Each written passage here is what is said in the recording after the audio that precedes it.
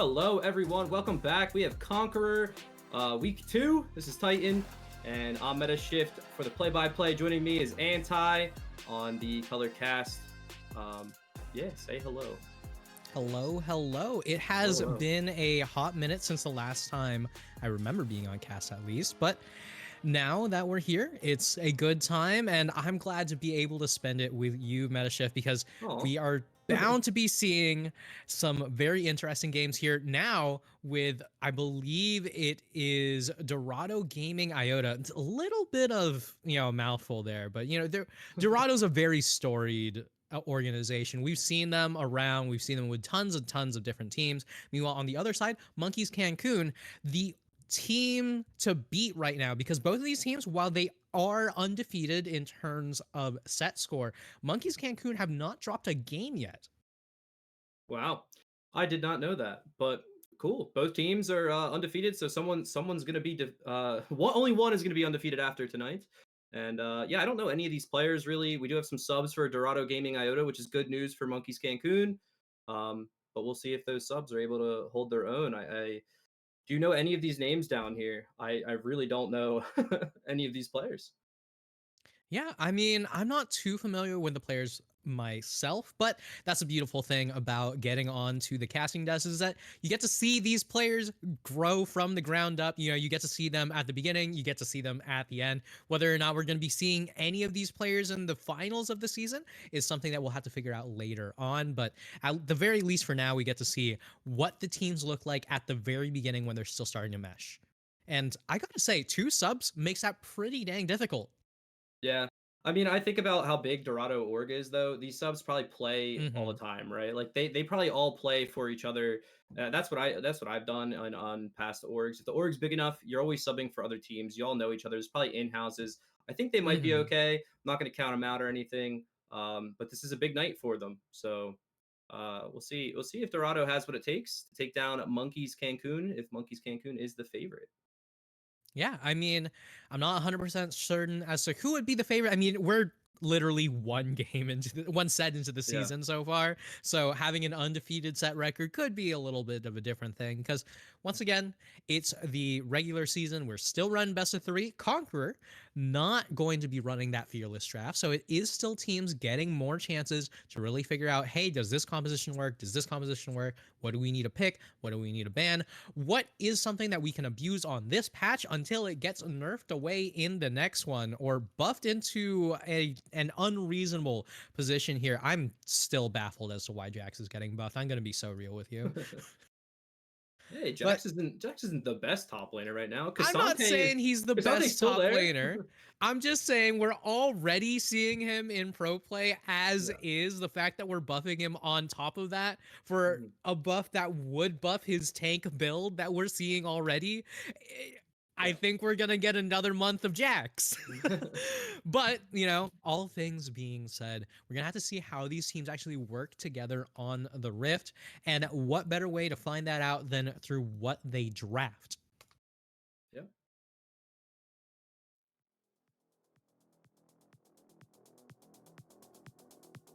All right, so here we go.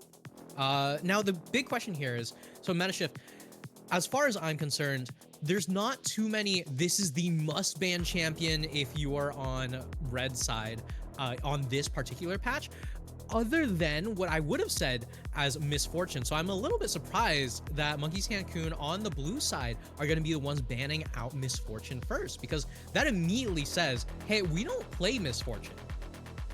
Mel's not available yet, right? Mel's still disabled for one more week, I'm I think. pretty sure she's also disabled. Could that if would we be see a Syndrome ban on top of that, then they're just like throwing bans away. But I agree. No, to your point, yeah, I think Misfortune is one of many ADCs that you could be one right now, but probably the best one. Other than that, champions like Aurora and Wukong are probably like the top 2 B1s right now. So maybe they'll take Aurora, maybe not. If they play Aurora, I think Aurora is a very good blind B1, and that's probably the best B1 I can think of besides, Wukong MF. Very solid blind B1. Seraph? Okay, so the thing about Aurora being a great blind B1 is that she's flexible. right? Yeah. And she's in a very solid position that you can play her top, you can play her mid, it doesn't really matter. Seraphine, you can flex between support and APC. Not really so much on the mid lane right now. Meanwhile, Ziggs, another one of those flex picks, so we are still getting a very solid set of nebulous picks between the teams, but I want to see more of these power picks come through. The Xin Zhao, very solid for the early to mid game. Now the question is, what are you going to respond with it? I'd love to see a Jax pick. We were talking about it earlier, but instead it's the Skarner coming through. Yeah, I think Xin Zhao's a great pick. You already see Seraphine, who's immobile. Wukong ban actually kind of eliminates one of the counters. You compare that with the Ziggs. It's pretty good. Skarner, an okay response. The Mordekaiser blind pick, though, is wild. I don't know what that is, but must be comfort. Yeah, I mean, almost certainly should be comfort, but I gotta say, right, Mordekaiser, if you're just going to slam it, it means that either one, you're incredibly comfortable on the champion. Two, you've done your research and you say, yeah, the enemy top laner doesn't play anything that does fine into Mordekaiser. Or three, you have no idea what to pick and you panic picked it. But right now, we already see the top laners, as we're anticipating at least, getting slammed in the first set of picks here. So we got the Mordekaiser, you got the Aatrox as the response here, and now it's just a matter of banning away things that your team doesn't want to be dealing with. The Leona and Rel bans, interesting here. So they're saying we know for a fact that this is going over to Maze, and we want to make sure that there isn't a support that is going to be well to pair with this. And the Rakan pickup here, relatively solid. Rakan Ziggs can still lock people down enough that Ziggs can lock and then actually land all of that CC. I'm just really surprised because Rel and Leona are the classic picks to pair in with your Ziggs. Yeah. I like Dorado's comp. It's already rounded out. It looks so good. And then I'm just looking at Monkey's Cancun, and I'm like, where are we going here? How do we round this out? And I mean, it looks like they're gonna try to put that Mordekaiser mid. It's gonna be Gnar top and the Poppy support, but their comp is just so weird to me. It's gonna be hard to execute. I'm excited to see how they do it. Where Dorado's comp is just so standard and looks so clean on paper.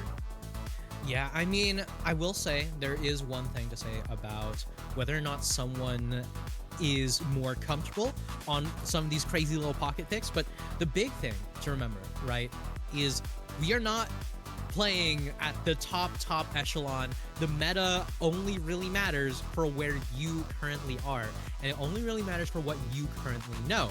Now, if we just take a look at the overall compositions, like let's say this is an ARAM, right, where you don't get to pick your champions. If we look at the compositions, look at what they can actually do together, right? So Dorado, we've seen this a billion times over, right? You got point and click for the Taliyah CC knock up with the Xin Zhao Taliyah, so the 2v2 in the mid lane is going to be phenomenal. Top lane 2v2 going to be pretty dang strong. We've seen Aatrox time and time again. Meanwhile, on the other side, Monkey's Cancun have built themselves what I like to call an Exodia composition. If you have all 5 members on the map together at the same time, they have a death ball that will not stop rolling. So you have to be really, really careful about that. And especially with the poke coming in from Taliyah, coming from Ziggs, I would think that Dorado's composition should be able to deal with it as long as they stay even or ahead. If you get behind, you are absolutely getting run over by these guys.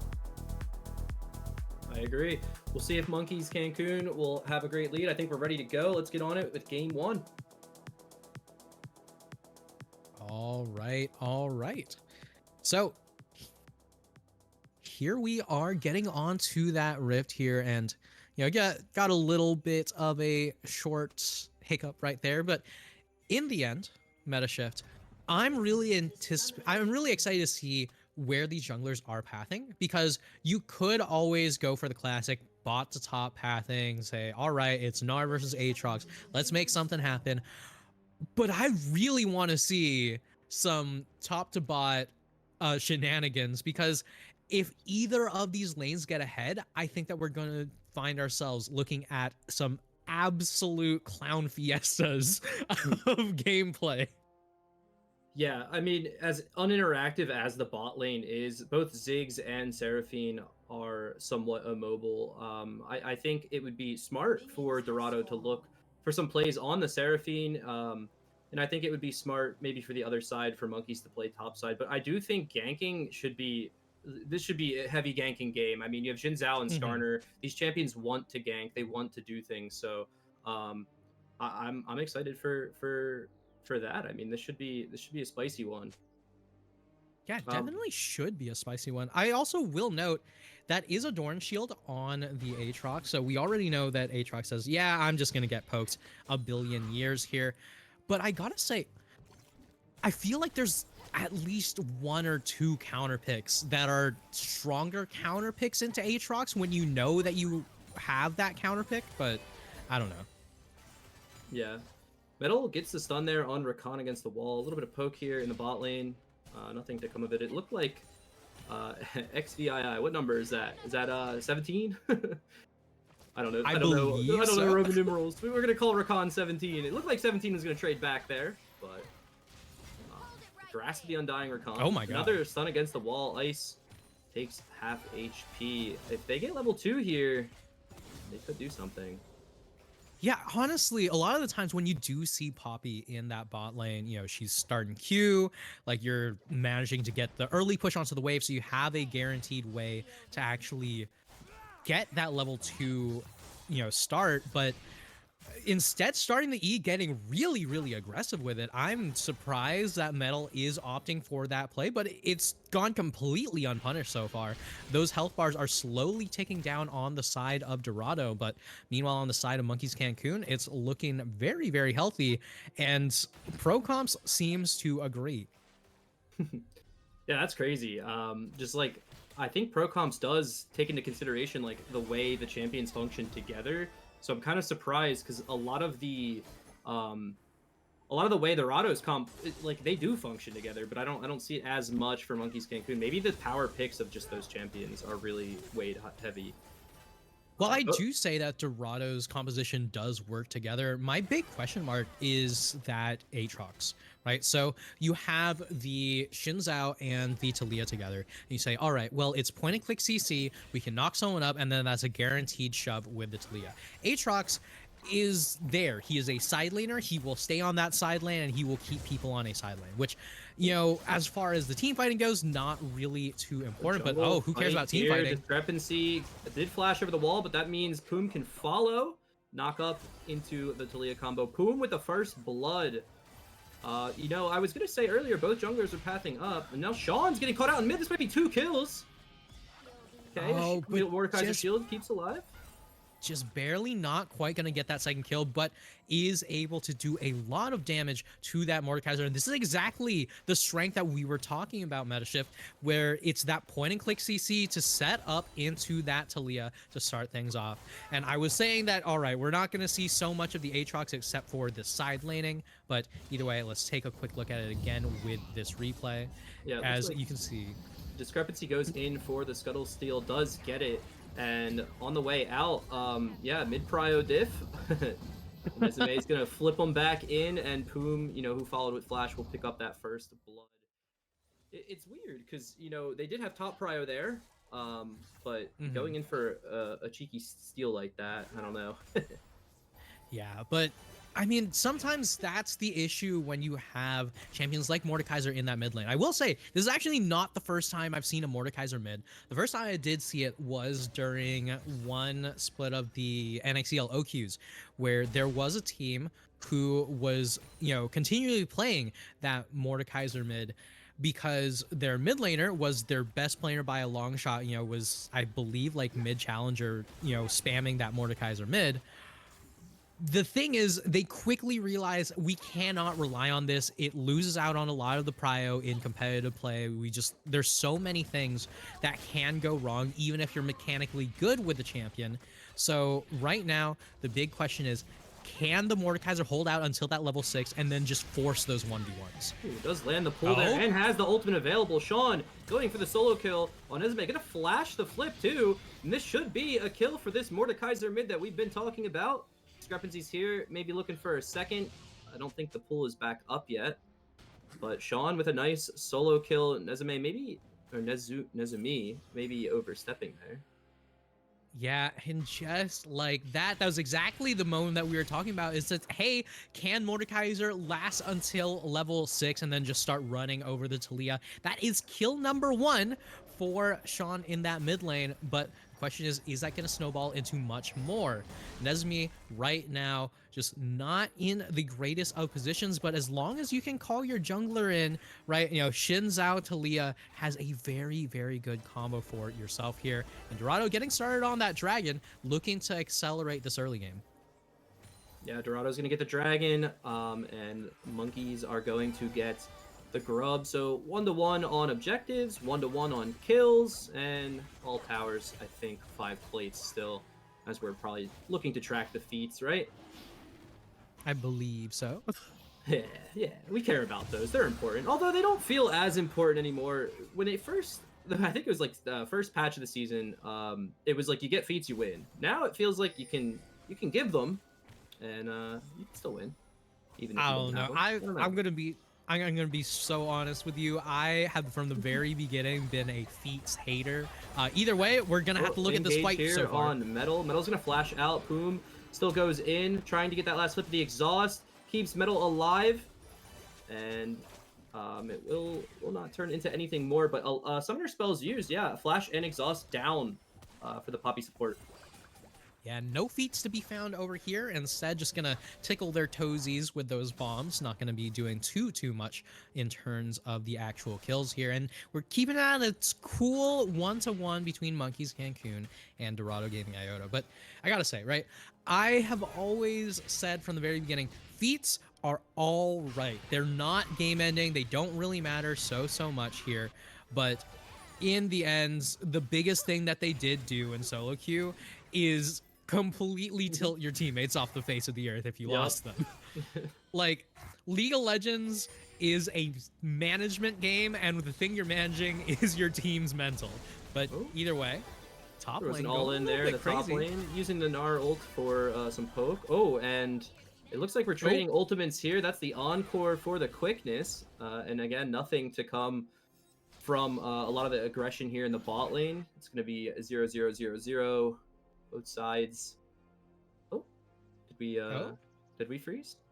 Yeah, I guess we got a little bit of a freeze going on right now, but either way, still, despite the fact that we've got the ultimates burned, we've got, you know, the summoners burned, we still do not see any more kills on the table. So, Metashift, my big question here is, what team do you give the edge to if we go into these mid-game fights, these late-game fights, with basically no acceleration on either side?